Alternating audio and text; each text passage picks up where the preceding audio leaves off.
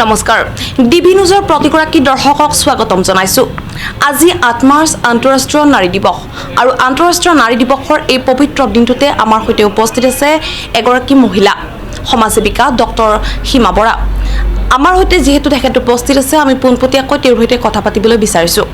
প্ৰথমতে আমাৰ অনুষ্ঠানলৈ ৮ মাৰ্চ আজিৰ এই নাৰী দিৱসৰ অনুষ্ঠানলৈ আপোনাক স্বাগতম জনাইছোঁ। ধন্যবাদ জ্ঞাপন কৰিছোঁ ডিডি নিউজৰ সমূহ কৰ্মকৰ্তাক, লগতে আজি আন্তৰ্জাতিক নাৰী দিৱস হিচাপে অসমৰ তথা ভাৰতবৰ্ষৰ প্ৰত্যেকগৰাকী মহিলাকে শুভেচ্ছা জ্ঞাপন কৰিছোঁ। মোৰ প্ৰথম প্ৰশ্নটো হ'ল আজি যিহেতু নাৰী দিৱস আৰু নাৰীৰ লগত বিভিন্ন ধৰণৰ ঘটনা প্ৰায় ঘটি থাকে, আপুনি এগৰাকী নাৰী, প্ৰথম প্ৰতিক্ৰিয়া বা আপোনাৰ কেনেকুৱা ধৰণৰ আপুনি কথাখিনি ব্যাখ্যা কৰিব? হয়, আমি সকলোৱে জানো এগৰাকী নাৰী মমতাময়ী, কৰুণাময়ী, এগৰাকী নাৰীয়ে মাতৃ, গৃহিণী।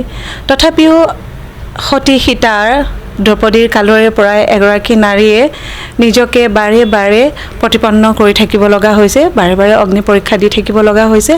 আজিৰ শতিকাটো এনেকুৱা নহয় যে আজিৰ নাৰীসকলো দলিত অৱহেলিত হৈ থকা নাই। আমি বহু ক্ষেত্ৰত সমাজৰ কাম কৰোঁতেও বহু বাধা বিঘিনি নেওচি আজি এইখিনিলৈকে ওলাই আহিছোঁ। এগৰাকী নাৰী যেতিয়া বাহিৰলৈ কাম কৰিবলৈ ওলাই আহে, প্ৰথম বাধা ঘৰখনৰ পৰা থাকে, তাৰপিছত সমাজৰ হেঁচা। তেনেকুৱা হেঁচাত কাম কৰিবলৈ বহু কষ্ট হয় যদিও যিসকল মহিলা ষ্ট্ৰং বা নিজকে ষ্ট্ৰং মানসিকতাৰ বুলি ভাবে তেওঁলোকে কাম নিজৰ ঠাইত কাম কৰি যাব পাৰে।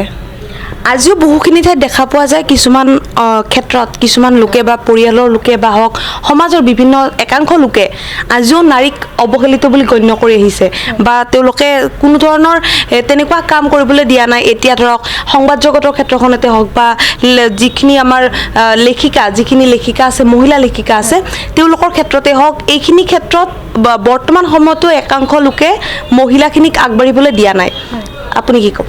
হয়, মই প্ৰথমতে লেখিকা হিচাপে কওঁ, যিহেতুকে ময়ো এগৰাকী লেখিকা হিচাপেও আমি বহু কষ্ট পাওঁ যেতিয়া আমি নৱপ্ৰজন্মৰ লেখিকা, আমাৰ জ্যেষ্ঠ বহুকেইজন আছে বা সমাজতো এনেকুৱা হয় আগৰ যিসকল লেখক তেওঁলোকহে শ্ৰেষ্ঠ, নতুন প্ৰজন্মৰ যিসকল লেখক লেখিকা তেওঁলোকে একো নাজানে। কিন্তু মই এটা অনুৰোধ কৰোঁ যে আমাৰ নৱপ্ৰজন্মৰ লেখক লেখিকাসকলক কোনে আগবঢ়াই আনিব? আমাৰ সমাজখনে নহয় জানো, বা আমাৰ যিসকল জ্যেষ্ঠসকলে যেতিয়া আমাক হাতত হাত ধৰি একলম দুকলমকৈ শিকাব, নিশ্চয় আমি আগবাঢ়ি যাব পাৰিম। সেই ক্ষেত্ৰতো তাৰমানে আপুনি যদি লাহে লাহে আপোনাক সকলোৱে জনা হৈছে তেতিয়া আপুনি সমালোচনাৰ পাত্ৰ হয়। এগৰাকী মহিলাই যেতিয়া কাম কৰিবলৈ আগবাঢ়ে তেওঁ প্ৰথমতে আলোচনা নহয়, সেই মানুহগৰাকীয়ে ইমান ওপৰলৈ গ'ল, কেনেকৈ গ'ল, তেওঁ বেগত কিয় এগৰাকী মানুহে নিজেই নিজক এষ্টাব্লিছ কৰিব নোৱাৰে নেকি? এগৰাকী মহিলা আগবাঢ়ি যাবৰ কাৰণে আন এজনৰ ছাপোৰ্ট লাগে, মেইনলি আমাক ঘৰখনৰ ছাপোৰ্ট লাগে। কিন্তু তেনে ক্ষেত্ৰত এনেকুৱা নহয়, কিয়? কাৰণ সমালোচনা বা পৰচৰ্চা নিন্দালৈ গুচি যোৱা হয়। আৰু সমাজৰ ক্ষেত্ৰতো লেখিকাৰ কথাটো সেইখিনি ক'লোঁ। আৰু সামাজিক ক্ষেত্ৰত যিসকল মহিলাই আজিও দলিত অৱহেলিত হৈ থকা বুলি আপুনি ক'লে, বহু শিক্ষয়িত্ৰীকো দেখা পাইছোঁ আৰু বহু কাম কৰা মহিলা তেওঁলোকে ঘৰৰ পৰা ওলাব নোৱাৰে। যদি কিবা কৰি পেলাই ঘৰৰ পৰা তেওঁলোক ওলাই আহিছে, তাৰমানে ঘৰক যদি প্ৰটেষ্ট কৰি আহিছে, দিনটো তেওঁ কাম কৰি যায় আৰু গধূলি ঘৰত হাজবেণ্ডৰ বা শাহুৰ অত্যাচাৰ সহ্য কৰিব লগা হয়। আচলতে এগৰাকী মাতৃৰ যাতনা, প্ৰসৱৰ যি যন্ত্ৰণা বা আমাৰ মাহেকীয়া সময়ৰ যি যন্ত্ৰণা, সেইখিনি সময়ত এগৰাকী মহিলাক কিমান মৰমৰ প্ৰয়োজন হয়, কিন্তু সেইখিনি সময়তো আমাক অস্পৃশ্যৰ দৰে ৰাখে। এই কথাষাৰ নক'বলগীয়া যদিও মই কৈছোঁ, তাৰমানে মই অনুভৱ কৰোঁ আমাৰ অসমত, বিশেষকৈ আমাৰ অসমত এতিয়াও এই প্ৰথা চলি আছে। যেতিয়া আমাৰ মাহেকীয়া হয় মানুহগৰাকী বেলেগকৈ থাকিব লাগে, কিন্তু সেইখিনি সময় আমাৰ কষ্টখিনি কোনেও বুজিবলৈ অনুভৱ নকৰে। আৰু যৌতুকৰ কাৰণে বিভিন্ন ক্ষেত্ৰত বোৱাৰীসকল অত্যাচাৰৰ বলি হয়। শহুৰেকৰ ঘৰত শহুৰ বা নিজৰ স্বামীৰো বিভিন্ন ক্ষেত্ৰত অত্যাচাৰৰ বলি হৈ আহিছে। নাৰী হিচাপে কি ক'ব? মই কেনেকুৱা ধৰণে এইখিনি ৰোধৰ পৰাই দেখি আছোঁ আৰু আমি প্ৰটেষ্ট কৰি আহি আছোঁ। যৌতুকৰ কাৰণে বহু ছোৱালী এতিয়াও হৈ আছে।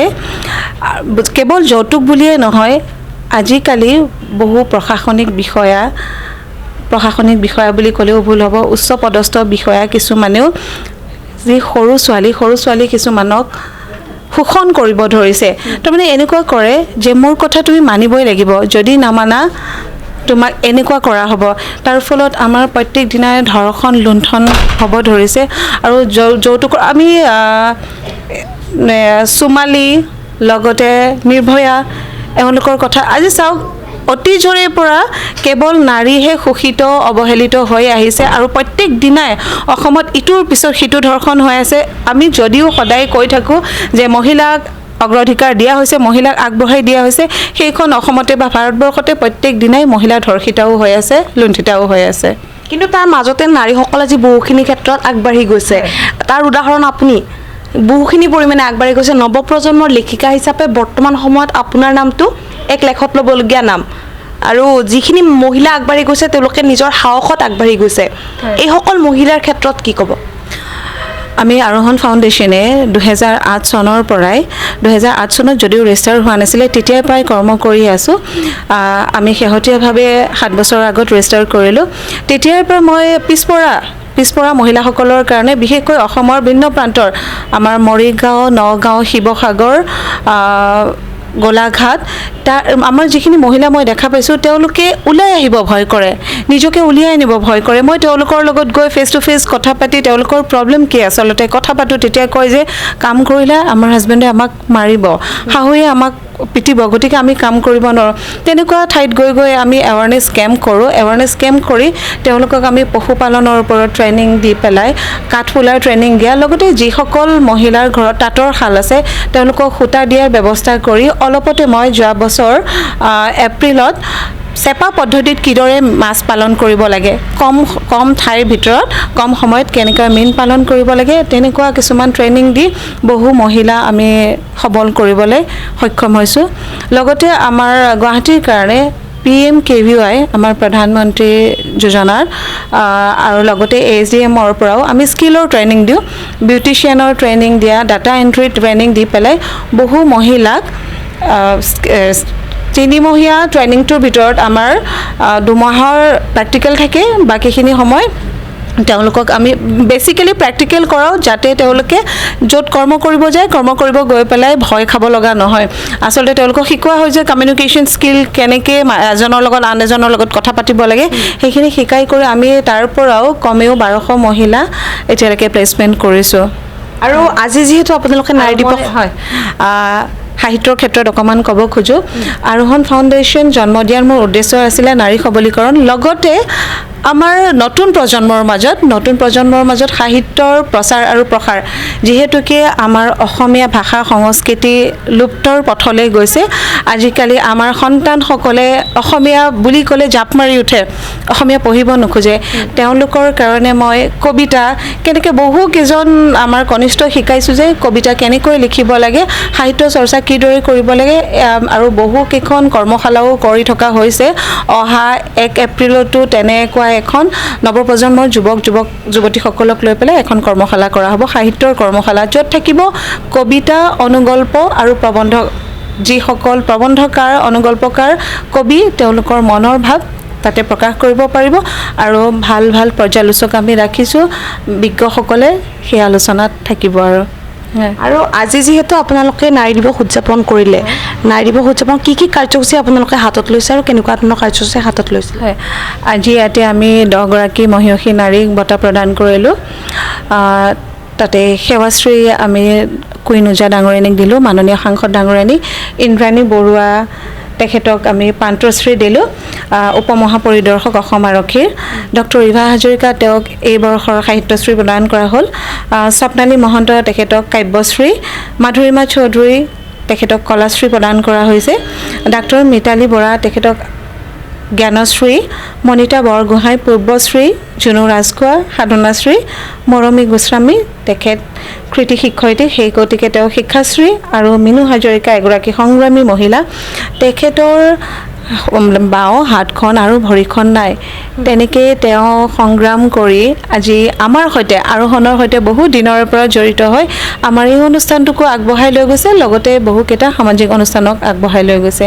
আৰু আজি আমাৰ এই অনুষ্ঠানত অতিথি হিচাপে আছিলে ভাস্কৰজ্যোতি মহন্ত ছাৰ, সঞ্চালক প্ৰধান অসম আৰক্ষী পাৰ্থসাৰথী মহন্ত ছাৰ, লগতে পদ্মশ্ৰী ডক্টৰ সূৰ্য হাজৰিকা, আমাৰ বিশিষ্ট শিল্পী মনীষা হাজৰিকা ডাঙৰীয়ানী, মলয়া গোস্বামী বাইদেউ, বিদ্যাসাগৰ ডাঙৰীয়া, ডাক্তৰ হিতেশ বৰুৱা, নুৰুদ্দিন আহমেদ, প্ৰণয় বৰদলৈকে আদি কৰি বহু কেইজন বিজ্ঞ ব্যক্তি ইয়াতে উপস্থিত আছিলে। ডক্টৰ ডালিমী কোঁৱৰ আৰু আমাৰ আজি অনুষ্ঠানটি সভাপতিত্ব কৰিছিলে ডক্টৰ বলেন্দ্ৰ কুমাৰ দাস ছাৰে।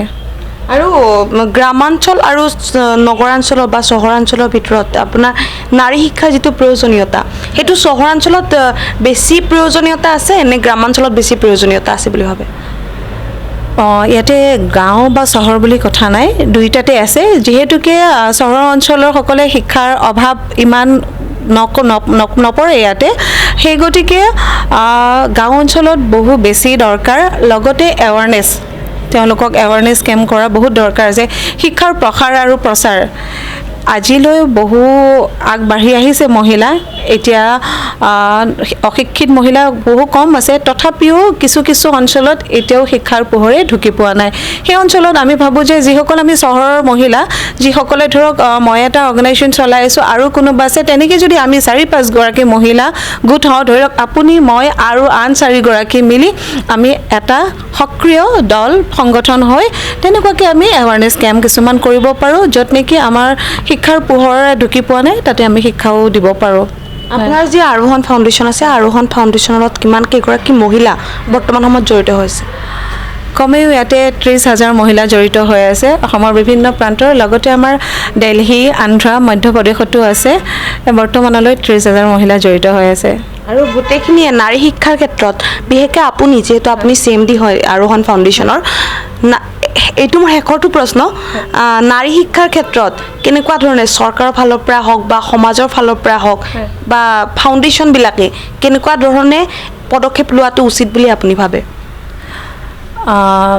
চৰকাৰৰ কথা ক'বলৈ হ'লে চৰকাৰে আমাক বহু আঁচনি দিছে এতিয়া, সেইখিনি আমি ল'ব জানিব লাগিব।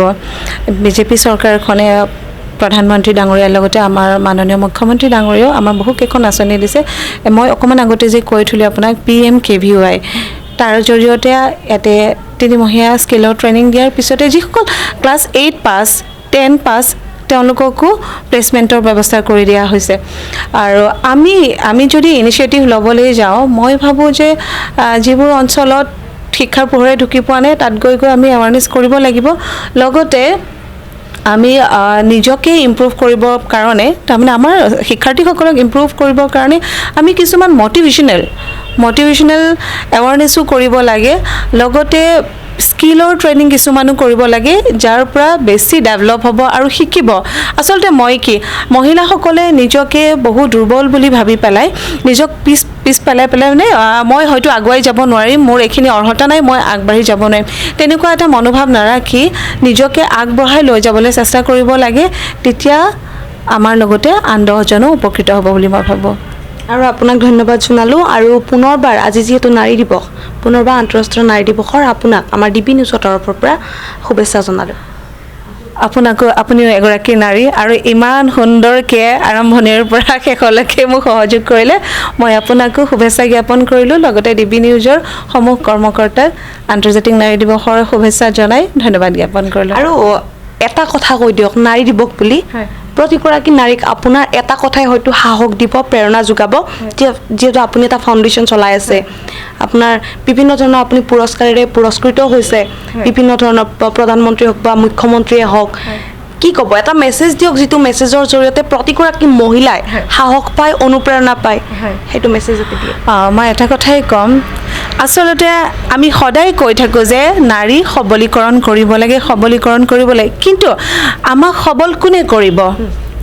আমি নিজেই নিজক সবল কৰিব লাগিব। আমাৰ নিজে ওলাই অহাৰ মানসিকতাটো থাকিব লাগিব যে মই কাম কৰিম আৰু ওলাই আহিম। সেই গতিকে মই প্ৰত্যেকগৰাকী মহিলাকে অনুৰোধ জনাওঁ, নিজকে দুৰ্বল বুলি নাভাবি মানসিকভাৱে প্ৰস্তুত কৰি তোলক যে মই এই কামটো কৰিমেই আৰু মই সবল হ'ম। যেতিয়া আপুনি নিজকে ষ্ট্ৰং কৰি পেলাব, মই সবল হ'ম, মই কাম কৰিম, তেতিয়া আপোনাক কোনো শক্তিয়ে ধৰি ৰাখিব নোৱাৰে, আপুনি ওলাই আহিব পাৰিব। আৰু মই এটাই বিচাৰোঁ, অসমৰ প্ৰত্যেকগৰাকী মহিলাই ওলাই আহি নিজে নিজে কৰ্ম কৰক, যাতে কাৰো কথা কেতিয়াও শুনিব লগা নহয়। ধন্যবাদ জনালোঁ আপোনাক আৰু ইমান সময় আপুনি আমাক দিলে আপোনাৰ ইমান ব্যস্ততাৰ মাজতো আমাক ডিবি নিউজৰ ফালৰ আপুনি ইমানখিনি সময় দিলে তাৰ কাৰণে আপোনাক অশেষ ধন্যবাদ জ্ঞাপন কৰিলোঁ আপোনাকো ধন্যবাদ জ্ঞাপন কৰিছোঁ এয়া আছিল ডক্টৰ সীমা বৰা বাইদেউ আৰু আজি যিহেতু 8 মাৰ্চ আন্তঃৰাষ্ট্ৰীয় নাৰী দিৱস আৰু আন্তঃৰাষ্ট্ৰীয় নাৰী দিৱসৰ দিনাখনে তেখেত আমাৰ সৈতে উপস্থিত আছিল তেখেতে এটা বাৰ্তা দিছে প্ৰতিগৰাকী নাৰীয়ে সবলীকৰণ কেনেদৰে হ'ব সেই বিষয়ত তেখেতে এটা বাৰ্তা প্ৰেৰণ কৰিলে আৰু তেখেতে যিটো বাৰ্তা প্ৰেৰণ কৰিলে সেইটো যাতে আপোনালোকে অনুধাৱন কৰে আপোনালোকে যাতে শিকে বা বুজে আৰু প্ৰতিগৰাকী নাৰীলৈ ৰাজ্যৰ বিভিন্ন প্ৰান্তৰ বা সমগ্ৰ বিশ্বৰ প্ৰতিগৰাকী নাৰীলৈ আজি 8 মাৰ্চ আন্তঃৰাষ্ট্ৰীয় নাৰী দিৱসৰ শুভেচ্ছা জনালোঁ ডিবি নিউজ চাই থকাৰ বাবে ধন্যবাদ